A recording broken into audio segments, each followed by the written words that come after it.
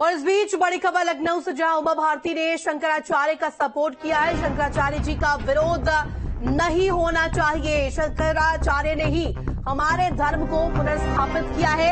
शंकराचार्य ने प्राण प्रतिष्ठा पर सवाल उठाए थे और इसके बाद देखिए अब सपोर्ट उमा भारती की तरफ से किया जा रहा है। शंकराचार्य ने ही हमारे धर्म को पुनर्स्थापित किया है, ये कहती हुई नजर आई हैं। और प्राण प्रतिष्ठा पर शंकराचार्य पर सवाल खड़े किए गए थे, जिसके बाद प्रतिक्रिया सामने आई है। उमा भारती ने शंकराचार्य का सपोर्ट किया है।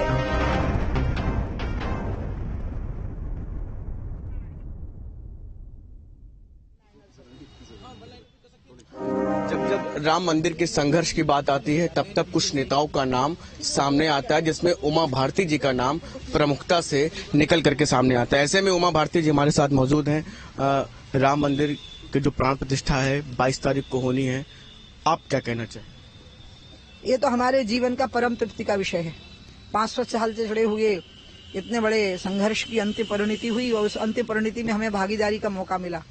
ये तो अद्भुत घटना है जो हमने सोची ही नहीं थी, लेकिन हो गई। तो इसलिए परम आनंद का विषय है। बस इसमें विपक्ष के लोग जो बोल रहे हैं उनका तो जवाब नहीं देना, वो जवाब देने लायक है भी नहीं। लेकिन हमारे निश्चलानंद जी महाराज ने अगर कहा है, किसी वैधानिकता पे सवाल किए हैं, तो उनके जवाब संत लोग दे सकते हैं, लेकिन उनका अपमान नहीं करना चाहिए। क्योंकि वैदिक धर्म की पुनर्स्थापना आदि शंकराचार्य ने की थी। उसी पीठ पर गोवर्धन पीठ के और ज्योतिर्मय पीठ के शंकराचार्य बैठे हुए हैं। और हमारे यहाँ पर असहमति हमारे लोकतंत्र का, हमारे धर्म का और हमारी राजनीतिक व्यवस्था का अंग रहा है। तो असहमति का अपमान करना, मखौल उड़ाना, नीचा दिखाना, निंदा करना, ये हमारे अहंकार का प्रतीक है। इसलिए मैं सबको कहूंगी कि इस बारे में आप लोग एक शब्द नहीं बोल सकते। शंकराचार्य जी को, दशरथ जी महाराज को तो कुछ नहीं बोल सकते। हाँ, मैं शंकराचार्य जी से निवेदन करूंगी कि आप पधारिए। उन्होंने कहा है कि उन्हें निमंत्रण मिला, लेकिन वो जाएंगे नहीं, तो उनको निवेदन करूंगी आप हमें माफ करिए और आप पधारिए। क्या लगता है आपको कि शंकराचार्य जी की तरफ से जिस तरह की बात कही जा रही, क्यों कही जा रही? क्या उनकी जो तर्क है वो क्या सही? क्योंकि भगवत पाद ने जो चारों पीठों की स्थापना की थी वो शास्त्रार्थ के लिए ही की थी, तो वो शास्त्रार्थ करते ही थे।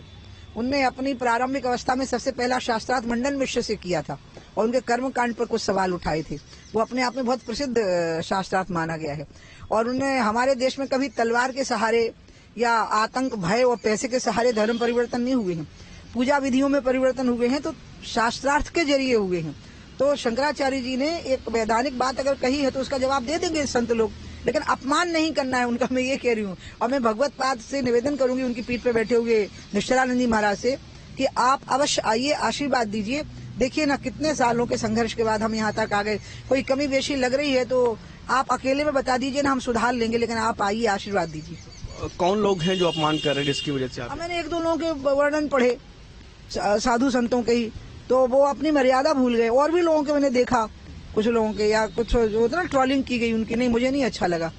हम लोगों को नहीं पता है कि आदि शंकर ने ही वैदिक धर्म की पुनर्स्थापना की थी। नहीं तो हमारा तो धर्म पहले ही आज से 1500 साल पहले खत्म कर दिया गया था। भारत भूमि पर बचा नहीं था वैदिक धर्म।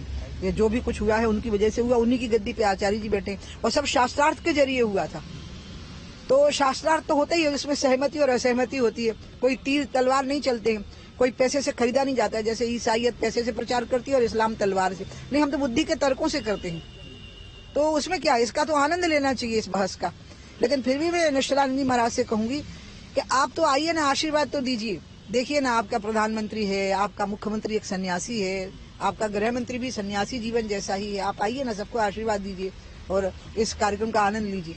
कुछ ऐसी घटना जो राम मंदिर संघर्ष के दौरान आपका, क्योंकि आपने लंबा संघर्ष आपने भी किया, साथ ही साथ उस समय थी, और उस बारे में कुछ आप बताएं।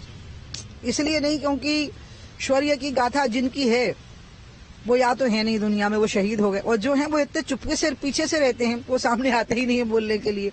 तो इसलिए हम उनके बारे में कुछ नहीं बोल सकते, और ना हम अपने मुंह से अपना बखान और आत्मस्तुति में लग जाएं कि मैंने ये किया, मैंने वो किया। मैं पूरे टाइम अवॉइड करने की कोशिश करती हूँ।